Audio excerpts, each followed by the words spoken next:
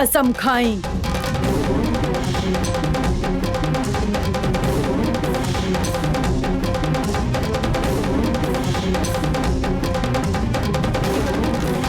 कसम खाता नहीं।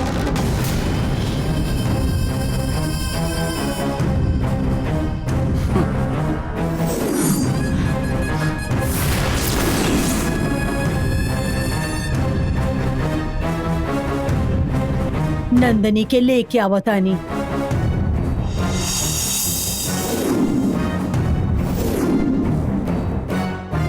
ये क्या स्वामी जी?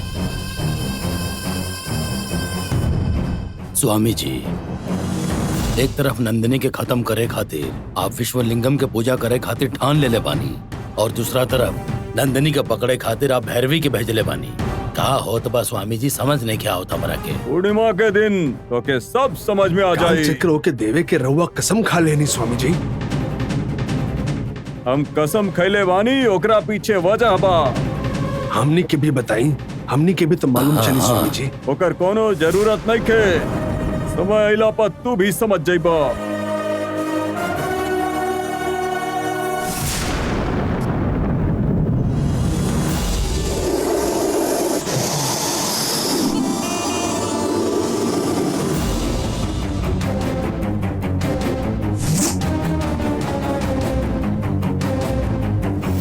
भैरवी दीदी,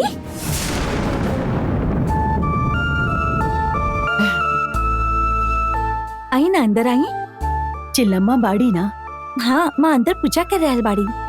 बिल्कुल सही समय पर आयल बानी हम। ये धूप हमरा के दा, एकरा के हम लेके जाते हाँ हैं। हाँ।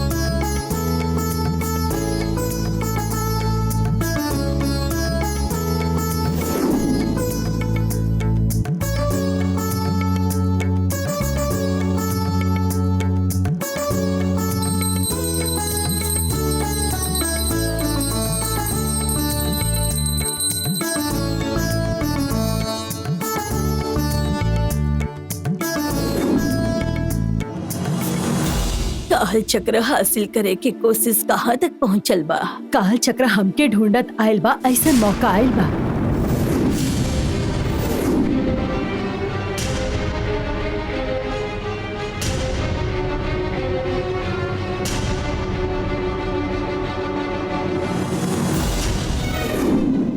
आखिर तो के भैरवी के पांव तले आवे ही पड़ल ना। ये तोहरा के कहाँ से मिलल?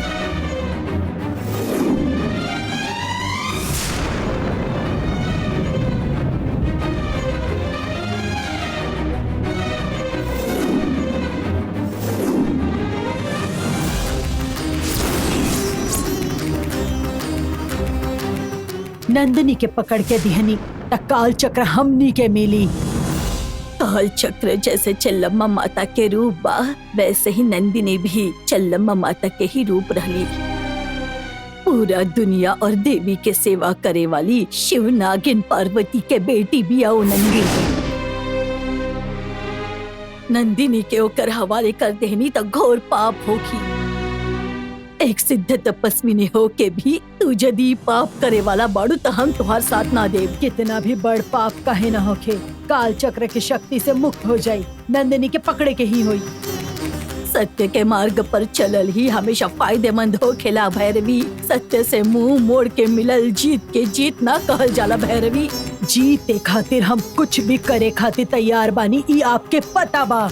ई सही नहीं के भैरवी, एक बार फिर सोचला। हम एक बार सोच लेनी मतलब सोच लेनी। नंदिनी के कैसे पकड़ सकेनी ओकरा खातिर हम आपसे मदद मांगे आइल बानी। आप हमार मदद करी। सही बात खातिर हम हमेशा मदद करतानी। नंदिनी के पकड़े वाला बात ही गलत बा, ये सही नहीं खे। एमे हम तो हर मदद ना करे वाला बानी। हम आपके ही भरोसे आइल बानी। चिल्लम्मा हमार साथ ना छोड़ब, ये विश्वास बा।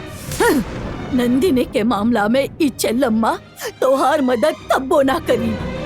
काल चक्र के बारे में आप ही हमरा के बतैले रहनी। काल चक्र की शक्ति के बारे में हमरा के समझा के हमरा मन में उम्मीद जगा के अब आप मदद से इनकार करता नहीं। यदि काल चक्र नागवंश के अधीन होते तो हम तोहके ओकरा बारे में कब्बो ना बताईती। वो नागवंशियन के हाथ में नहीं खे, ऐसे हमके पता चलल रहे। ऐसे काल चक्र लावे के बात करत रहनी। आप जब से बतैले बानी तब से वो काल चक्र हमारा आँख में बस गईल बा। उनका के पावे के उम्मीद में हम ओकरा से बदला लेवे के हम भूल चुकल बानी। समझनी आप? वो काल चक्र हमरा के हासिल करे ही के बा। पर काल चक्र हासिल करते वक्त नंदिनी के कुछ ना होके के चाहिए। नंदिनी के ढूंढ के लाइब ऐसन जुबान देहले बानी हम। अभी हमार इज्जत के सवाल बा। नंदिनी के पकड़े के तरीका आपके ही बतावे के पड़ी। नंदिनी के पकड़े खातिर हम तोहार मदद ना करब। अगर आप हमरा के तरीका ना बताईनी तो हम कुछ भी कर दे। क्या करे वाला बाड़ू तू?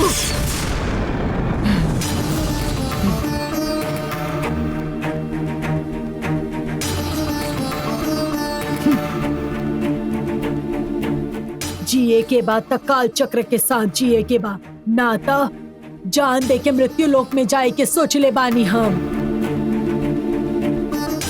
नंदिनी के पकड़े के तरीका ना बताईनी ना ता आपन सिद्ध सात्विक शक्ति के इस्तेमाल करके आपन गर्दन हम खुद ही काट ले हम।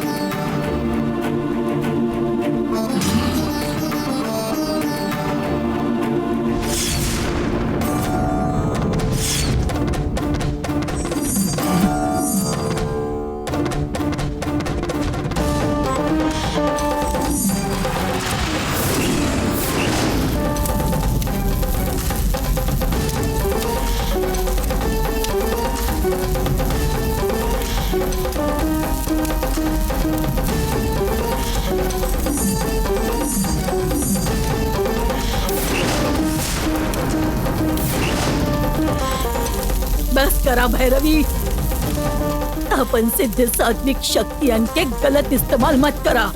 हमके नंदिनी के पकड़े के तरीका बताई। बतानी पहले तू अपन साधना बंद करा।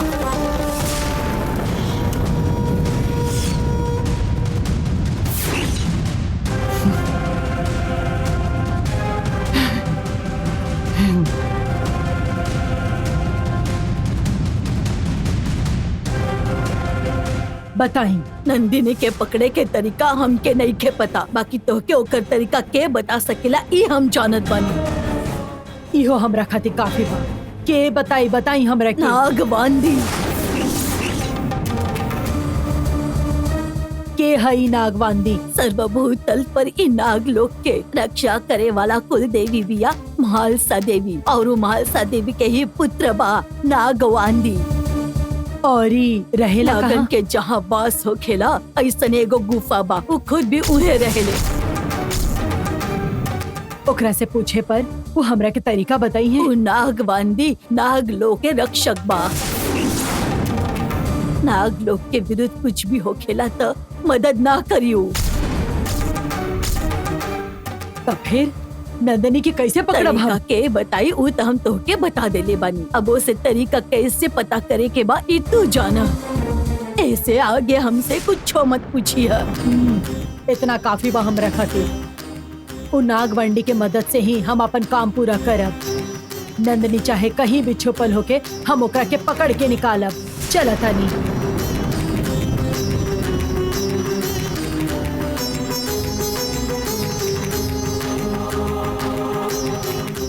पहल रउआ परेशान काहे दिखत बानी? भैरवी के मदद खातिर नंदिनी के विरोध में हमके जाए के पड़ रहल बा बेटा। पर माँ और सुनी ना रहल बाड़ी त रउआ भी का कर सकत बानी? अगर शिष्य गलती करे और ओके दुख भी ना होखे तो गुरु के बुरा लागेला। भैरवी भी गलती कर रहल बाड़ी।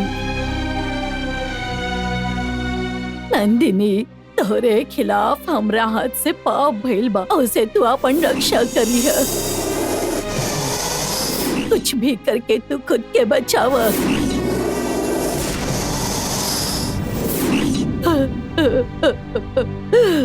गलती हो गई हमसे, बहुत बड़ गलती हो गई हमसे, बहुत बड़।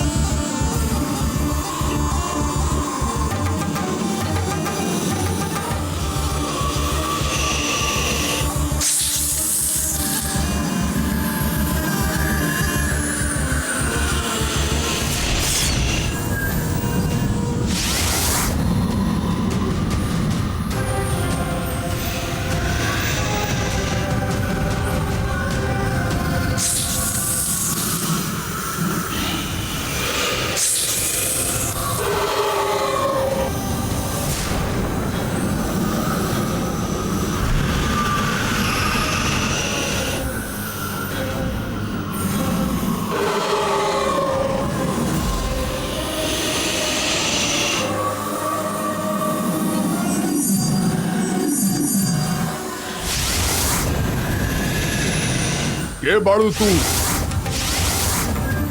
इजे कहाँ आयल बाड़ू? हमार नाम भैरवी बा। आपसे एक मदद मांगे खातिर आई कौने बानी। बारे में मदद चाहिए? हमरा के जे 3 लोगन पर भरोसा बा उनका के वो नागिन से बहुत खतरा बा। हमके वो तीनों के नागिन से बचावे के ही हुई। वो नागिन के वश में करे खातिर हमके आपके मदद चाहिए। तू आपन खातिर कुछ मांग ले तू तो हम तोहार मदद ना करती, लेकिन दूसर के जान बचाए खातिर आपन जान पे खेल के तू यही जे चल आयल बाड़ू, यही से हम तोहार मदद करब। तहरा के कौन नागिन से खतरा बा, खाली इतना हमके बता दा। ओ शक्ति नागिन है, ओकर नाम है नंदिनी।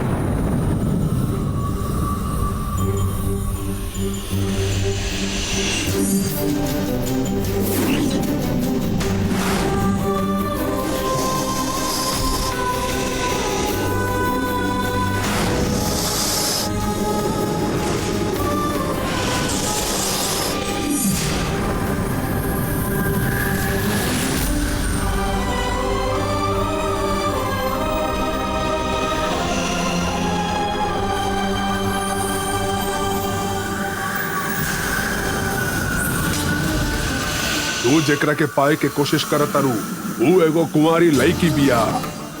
शिव नागिन पार्वती के बेटी बिया।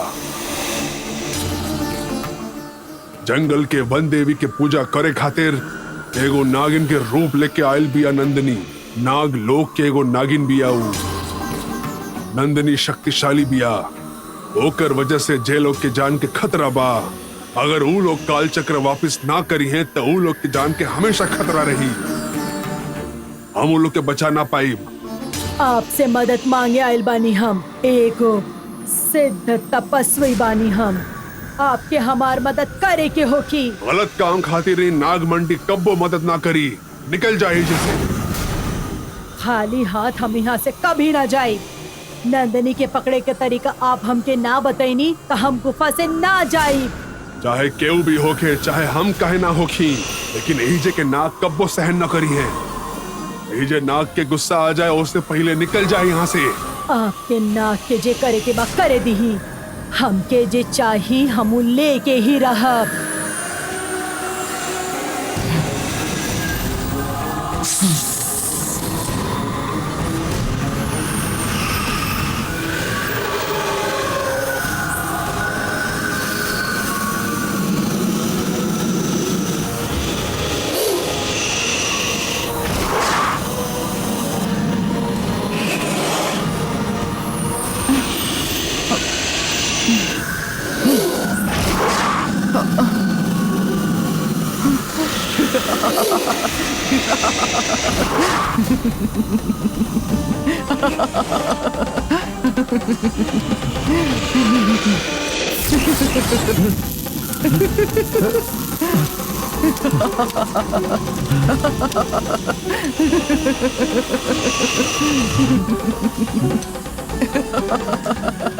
ऐसे का देखा तानी?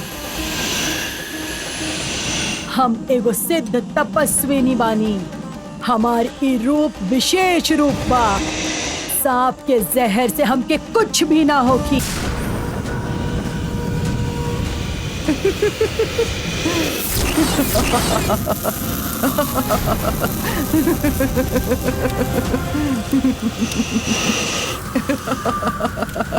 ऐसे का देखा तानी? ऐसे का देखा तानी? हम एगो सिद्ध तपस्विनी बानी। हमार ई रूप विशेष रूप बा। सांप के जहर से हमके कुछ भी ना होगी। पर हम अगर देखनी तो हमार नजर के शक्ति से तो हर सांप जल के खाक हो जाई हैं।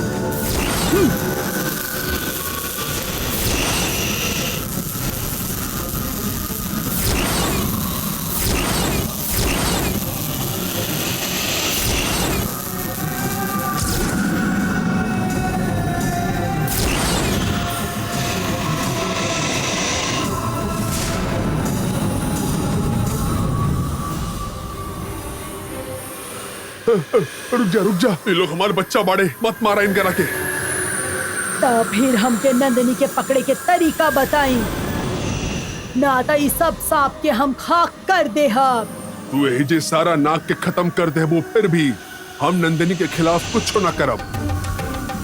काहे जाने लू, काहे से कि नंदिनी करोड़ों नागों में एक बिया, वो महलसा देवी के रानी बिया। सबके अपन उंगली पे नचाए खातिर उन नाग लोक में आयल बिया। ओकर जीत निश्चित बा। जीत ई भैरवी के ही होके वाला बा। तो के तरीका बतावही के होखी। तू चाहे हमके जला के भस्म कर दा, लेकिन नंदिनी के खिलाफ हम अपन जबान से कुछ ना बोलब। ना बोलबा, बोले के तब पड़ी ही। हर साधु के पैदा करे वाली एगो औरत ही होखेले। हर साधु औरत के देवी समान मानेला। कोनो साधु औरत के अपन मर्यादा की सीमा पार करे के अनुमति ना देवेला।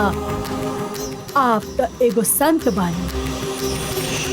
नंदिनी के पकड़े के तरीका आप ना बतैनी तो हम अभी यही जगह निर्भद्र होके खड़े। हर साधु औरत के देवी समान मानेला। कोनो साधु औरत के अपन मर्यादा की सीमा पार करे के अनुमति ना देवेला। आप तो एगो संत बानी।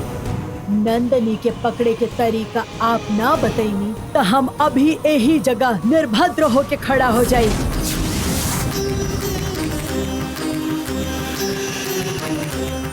हमार जान से बढ़ हमार इज्जत बा, और इज्जत से ज्यादा काल चक्र बा। ओकरा के पावे खातिर हम कुछ भी कर सकेनी। अब बताई या हम अभी। रुक जाओ, ऐसन गलती मत करिहा।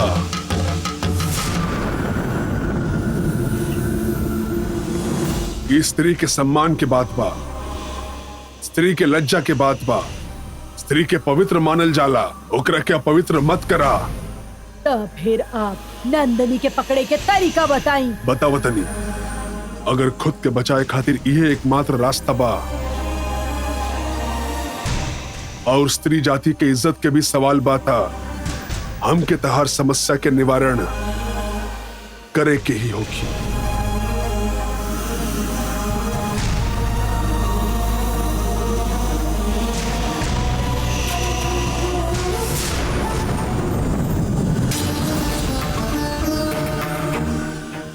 ये कुल स्वामिनी के मणि से बनल वाद्य बा। ऐसे केहू भी नाग नागिन वो लोग के वश में करल जा सकेला। ये वाद्य से निकले वाला धुन के सुने के बाद वो नाग कहीं भी होखिए हमने के पास चलाइए। ये वाद्य के बजाय समय नंदिनी के बारे में सोचबू था, वो बहुत आसानी से नंदिनी तू जहां रहबू ओजे चलाई लाइक।